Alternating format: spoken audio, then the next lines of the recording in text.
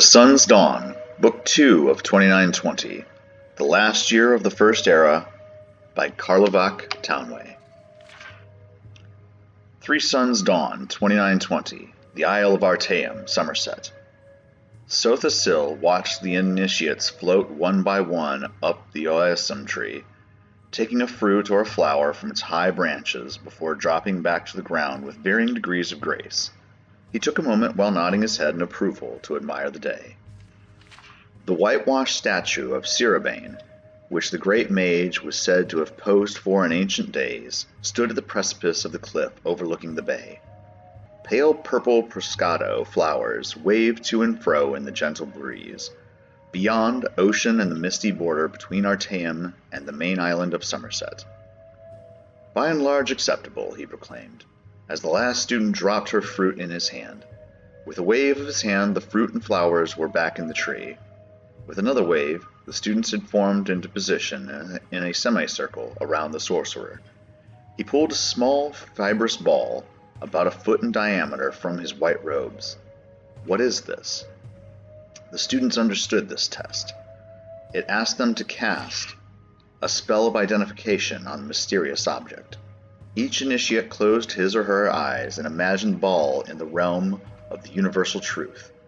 Its energy had a unique resonance, as all physical and spiritual matter does.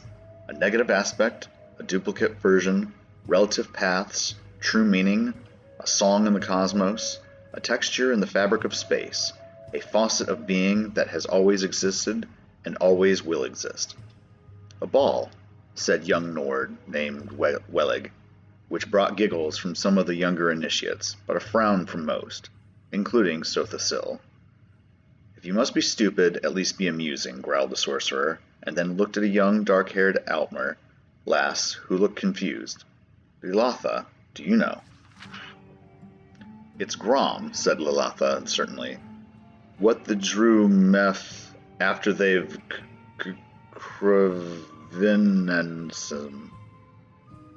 Carvinasum, but very good nonetheless, said Sothasil. Now tell me, what does that mean? I don't know, admitted Lilatha. The rest of the students also shook their heads. There are layers to understanding all things, said Sothasil. The common man looks to an object and fits it into a place in his way of thinking.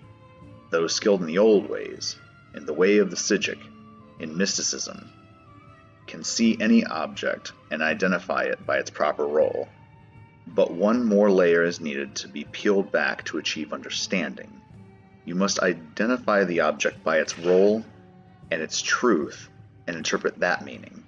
In this case, this ball is indeed Grom, which is a substance created by the Drew, an underwater race in the north and western parts of the continent. For 1 year of their life, they undergo Carvinasum when they walk upon the land. Following that, they return to the water and meth, or devour, the skin and organs they needed for land dwelling. Then they vomit it up into little balls like this. Grom. Drew vomit. The students looked at the ball a little queasily. Sothasil always loved this lesson.